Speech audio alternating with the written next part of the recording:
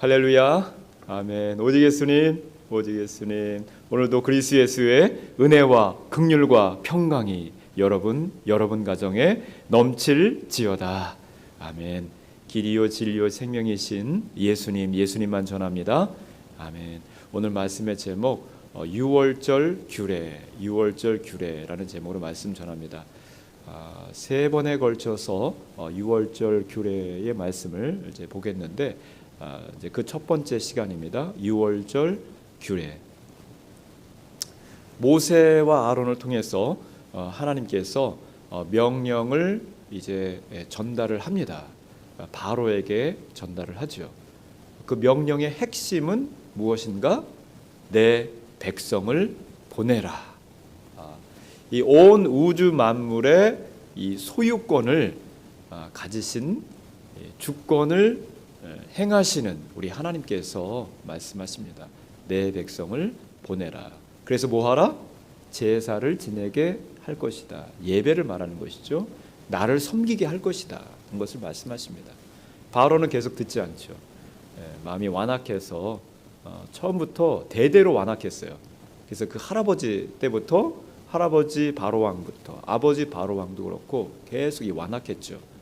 완고하고 고집이 세고 포악하고 이스라엘 백성들을 남자 아이 죽이고 그리고 포악하게 잔인하게 극한 노동 가운데 핍박을 하였었죠. 이러한 바로 왕이 계속 재앙이 내림에도 불구하고 점점 더 강력한 재앙이 쏟아짐에도 불구하고 말을 듣지 않습니다. 불순종하지요. 정말 짐승도 이렇게 불순종하지 않을 것 같은데 이렇게 바로는 무슨 마음으로 이렇게 완고하게 고집불통 또 우리의 또 그런 그 고집스러운 또 불순종의 모습을 또 보는 것입니다. 이 바로를 보면서 이렇게 9번에 걸쳐서 점점 더 강력한 재앙을 쏟아 부음에도 불구하고 이 바로가 듣지 않습니다. 마지막 재앙은 이 9번째 재앙입니다. 9번째 재앙은 이 흑암의 재앙이잖아요. 보이지도 않고 막 이런 재앙. 마지막 10번째 재앙이 죽음의 재앙, 장자 죽음의 재앙이에요. 그러니까 우리 애굽에 있는 모든 신들이 다 죽었거든요. 개구리 신도 죽고 이 파리, 가축, 소, 양 이런 신도 다 죽고 나일강도 죽고 마지막에 신이라고 생각했었던 왕의 이 권력, 권세, 지위를 물려받아야 될 내 아들 장자 얘도 죽었어. 이런 게 여기서 surrender, 항복한 거예요. 항복. 그래 가라 보내라. 내일까지 기다릴 거 없어. 밤에 막 불러요. 밤에 모세 아론 이리 와. 야, 내 백성 가운데서 네 백성 데려가. 아직도 이제 정신을 못 차렸죠. 내 백성이 있다고 생각하는 거예요. 자기 생명이 있다고 생각하죠. 다 하나님 것인데, 다 하나님 마음대로 하나님 뜻대로 하시옵소서. 주님께서 원하시는데 이러지 않고 아직도 내 백성이 내게 있다고 생각하죠. 그리고 이제 보내게 되는데 그 밤에 이스라엘 백성들을 뭐 하느냐? 6월절 절기를 지킵니다. 6월절 절기를 지키죠. 자, 그러면은 6월절 절기를 어떻게 지키느냐? 6월절 규례. 그 첫 번째입니다. 어린 양을 취하라고 하십니다. 어린 양을 취하라. 이것은 희생 제물 대신 예수님을 말하고 있는 것이죠. 희생 제물 대신 예수님. 우리 3절 말씀을 읽습니다. 3절 시작. 너희는 이스라엘 온 회중에게 말하여 이르라. 이달 열흘에 너희 각자가 어린 양을 취할지니 각 가족대로 그 식구를 위하여 어린 양을 취하라. 아멘. 어린 양을 취하라. 이 제사는 결국 제물이 이 키 열쇠이거든요. 이 제사에 대해 이해를 하는 것이. 이 제사의 종류도 여러 제사가 있습니다. 이 구약의 제사가 번제, 소제, 속건제, 속죄제, 화목제 이 5대 제사가 있는데 이 각 제사마다 각기 이 제물이 다르거든요. 자, 6월절의 이 제사, 어린 양의 보혈의 피를 흘리는 제사라는 것이죠. 어린 양을 취하라. 제물이 어린 양이다라는 것입니다. 첫 번째 출애굽할 때에 처음으로 세운 이 제사의 규례는 그 제물이 어린 양이다는 것입니다. 어린 양 되신 예수 그리스도. 요한이 예수님이 오시는 그 모습을 보면서 요한복음 1장 29절에 이렇게 말을 합니다. 예수께서 자기에게 나오심을 보고 이르시되 보라 세상 죄를 지고 가는 하나님의 어린 양이로다. 예수님을 향해서 하나님의 어린 양이로다 말씀하고 있죠. 자, 오늘 본문의 말씀 우리 3절 읽었는데 3절 말씀 가운데서도 또 그 앞에 그 뒤에 4절 말씀 쭉 보게 되면은 이 어린 양은 어떤 양인가? 처음 난 양이다 하고 있어요. 다른 말로 하면은 장자 양 이렇게 표현할까? 처음 난 양. 그런데 로마서 8장 29절에서도 예수님에 대해서 맏아들로 오신 예수님 이렇게 표현하고 있어요. 또 흠없는 양을 취하여서 이 제물이 양인데 흠없는 양 어디 이렇게 상처가 있고 이게 아니라 깨끗하고 하얀 이러한 흠없는 양. 베드로전서 1장 19절에 죄와 흠이 없으신 예수님 이렇게 표현을 하고 있죠. 즉 지금 양을 취하였다라는 것은 지금 예수님을 말하는 것입니다. 제물이 예수님, 예수님이 제물이 되셨다는 것을 이야기하고 있는 것이죠. 예수님 스스로도 이렇게 말씀하고 있어요. 요한복음 10장 10절에 내가 온 것은 양으로 생명을 얻게 할 뿐 아니라 더 풍성하게 하기 위하여서 오셨다. 내가 온 것은 양으로 왔다. 희생 제물이 되어서 너희들 죄를 씻어주고 더 풍성하게 하기 위하여서 이 땅에 왔다 말씀을 하고 계시죠. 양이 제물이 되었다. 예수님께서 제물이 되어서 패스오버, 이 6월절이 영어로는 패스오버거든요. 패스했다 이거입니다. 패스했다. 이 죽음의 신이 넘어가지 못한 거예요. 패스. 여기는 넘어가지 못해. 왜? 양의 피가 있으니까. 왜? 예수 그리스도의 보혈의 피가 있기 때문에 넘어가지 못하는 거예요. 죽음의 신이. 히브리어는 패사흐인데 패사흐. 영어로는 패스오버.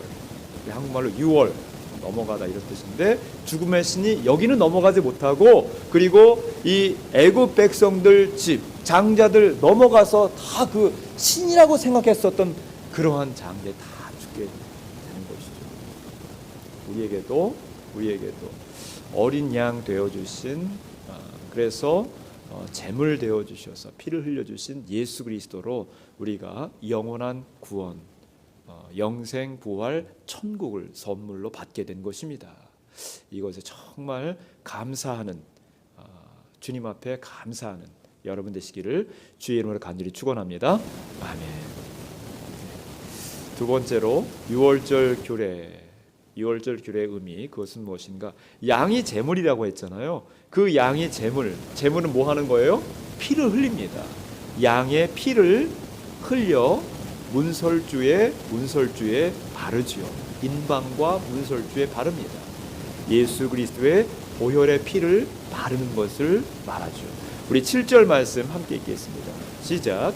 그 피를 양을 먹을 집 좌우 문설주와 인방에 바르고. 아멘. 네.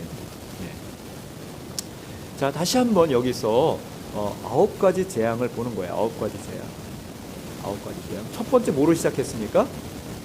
첫 번째 나일 강물이 피가 되었어요. 나일 강물이 피가 되었습니다. 죽음을 의미하는데 그리고 이제 아홉 번째 흑암 그리고 10번째 재앙 10번째가 또 피의 재앙이지 않습니까? 이 이스라엘에게는 피가 구원의 보혈의 생명의 영생의 이 상징이지만은 이 악한 애굽 백성들에게는 바로 왕에게 있어서는 이것은 죽음을 말하는 것이죠. 지금도 마찬가지입니다. 이 세상에서도 예수 그리스도를 믿는 나의 죄를 위하여서 죽으신 그래서 희생 제물 대신 예수 그리스도를 믿는 자들에게 있어서는 이 피가 보혈의 피예요. 구원의 피, 구원의 보혈입니다. 그러나 믿지 않는 자들에게 있어서는 저주, 재앙의 피인 것이죠. 죽음, 공포, 두려움일 수밖에 없는 것입니다. 이 피를, 구원의 보혈의 피를 인방과 문설주에 바르니 그러니 죽음의 신이 넘어가지 못하는 거예요. 여러분의 마음에, 여러분의 영혼에 무엇이 발라져 있습니까? 오늘도 예수 그리스도의 보혈의 피가 내 심령 가운데 온전히 적셔지며 넘쳐 흐르도록 내 자신을, 내 삶을 주여 덮어주시옵소서. 주님께서 발라주시고 또 덮어주시고 흥건하게 적셔주셔서 주님 이 땅을 살아갈 때에 주의 이름으로 담대하게 기쁨으로 감사함으로 주여 승리하며 죽음이 아니라, 공포가 아니라, 두려움이 아니라 주여 살게 하여 주시옵소서.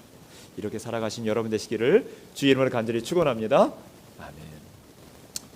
마지막으로 유월절 규례, 여기에 의미는 무엇인가? 제물, 양을 취했어요. 제물을 취했으니 뭐합니까? 피를 흘리죠. 피를 흘리는데, 이 피를 흘리는데 각 사람에 따라 취하라는 거예요. 각 사람에 따라. 구원은 각 개인의 신앙이라는 것입니다. 자, 우리 4절 말씀 함께 읽습니다. 4절 시작. 그 어린 양에 대하여 식구가 너무 적으면 그 집의 이웃과 함께 사람 수를 따라서 하나를 취하며 각 사람이 먹을 수 있는 분량에 따라서 너희 어린 양을 계산할 것이며. 아멘. 각 사람이 먹을 수 있는 분량에 따라, 각 사람에 따라, 이 각이라는 표현이 계속 나와요. 각각. 부부도 각각이라는 것입니다. 자녀, 아들, 딸 각각이라는 거예요. 그냥 뭉뚱그려서 우리 권사님 가정, 우리 집사님 가정 이렇게가 아니라 각각이라는 표현이 계속 나오고 있어요.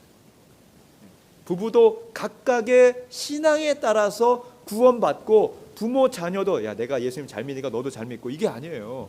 우리 자녀들도 각각의 신앙에 따라서 구원, 상급, 의의 면류관, 영광의 면류관, 면류관도 상급도 마태복음 5장 21절 예수님 말씀하셨잖아요. 팔복의 말씀 주시면서 너희 상이 천국에 가면 큼이라, 상이 있다는 것이죠. 그리고 크고 작은 것이 있다는 것입니다.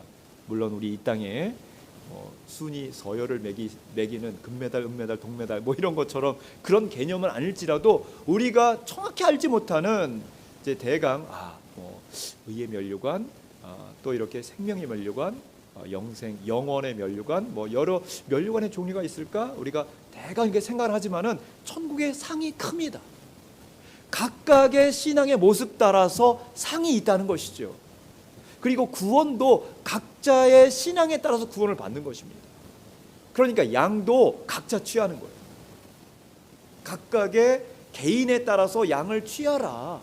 각각의 개인의 신앙에 따라서 이 양을 잡아 문설주의 피를 발라 각자라는 것이죠. 노아 구원을 받았죠. 방주에 몇 명이 들어갔어요? 8식구가 들어갔어요. 노아의 믿음을 따라서 그러면은 7식구도 구원 받았나? 아내와 아이들도. 자, 욥의 아들 딸 다 죽었어요. 다 죽었어요. 욥의 아내는 살았네? 그럼 아내는 욥 때문에 살은 것인가? 다니엘이 있습니다.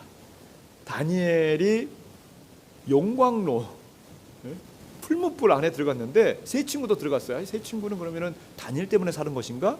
뭐 이렇게. 그러니까 이런 거 생각하면서 내 아내가 정말 믿음 좋으니까 나는 아내 치맛자락만 잡고 천국 가면 되지, 대강 살다가 마지막에 우리 부모님의 신앙이 좋으니까 부모님 신앙 따라서 그냥 내가 묻어가면 되지, 아니라는 것입니다. 제가 노아, 다니엘, 욥 말했는데 이 노아, 다니엘 성교사님 여기 계시네요. 다니엘, 욥에 대해서 에스겔서 14장 14절 이렇게 말하죠. 비록 노아, 다니엘, 욥 이 세 사람이 거기에 있을지라도 그들은 자기의 공의로 자기의 생명만 건지니라. 노아, 다니엘, 욥. 그러면은 아내, 자녀들은 또 각자의 신앙이 있다는 것입니다. 그 각자의 신앙 따라서 구원받았다, 이런 뜻이죠. 14장 16절 에스겔. 그들도 자녀는 건지지 못하고 자기만 건지겠고 그 땅은 황폐하리라. 각자의 구원의 그 신앙의 모습 따라서 구원을 받는다는 것입니다. 제가 수요일 예배 때 말씀드린 것처럼 조금 더 이 구원에 대해서 구원의 그 여정을 조금 더 설명을 하자면은 구원 맨 처음에 소명입니다. 소명이 있어서 깨달아지는 거예요. 이 소명은 자연을 보면서도 깨달아지는 게 있고요. 역사는 반복이 되거든요. 역사는 반복이 됩니다. 아, 이렇게 반복이 되는구나. 역사를 보면서도 깨달음이 있고, 또 이성, 하나님께서 우리에게 이성, 판단하고 분별하고 생각하고 뭐 이런 이성을 주셨어요. 이성을 통해서도 깨달음이 올 수도 있어요.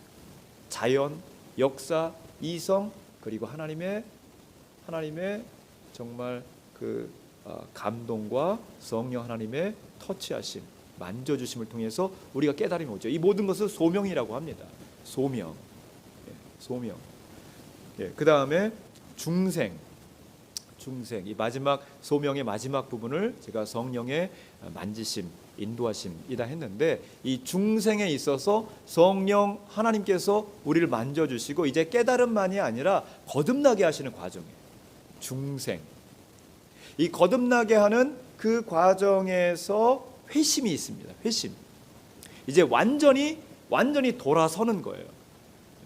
학개서에서도 돌아오라 말씀하시는데, 완전히 죄의 길에서, 악한 길에서 하나님 안 보고 살겠다, 하나님 난 모른다, 무시하고 업신여기고 여기에서 완전히 돌아서는 것, 이것이 회심입니다. 소명, 중생, 그리고 회심이에요. 회심 딱 내가 하는 순간 뭐가 되느냐? 양자가 됩니다. 양자, 여기 이제 양녀라는 표현은 없습니다. 죄송합니다. 양자라는 표현에 다 들어가는 것인데, 하나님의 아들, 딸이 되는 거예요. 이 순간 무엇이 주어집니까? 의롭다고 칭해지는 거예요. 회심하는 그 순간. 여러분, 회심하는 순간이 있으셨어요? 여기에는 그냥 아멘 하셔야 되는 거예요. 내가 지금 내가 믿음 별로 없는 것 같고, 그런데도 회심, 여기 아멘 하셔야 돼요. 회심하셨습니까? 아멘. 그러면 여러분, 하나님의 자녀가 된 거예요.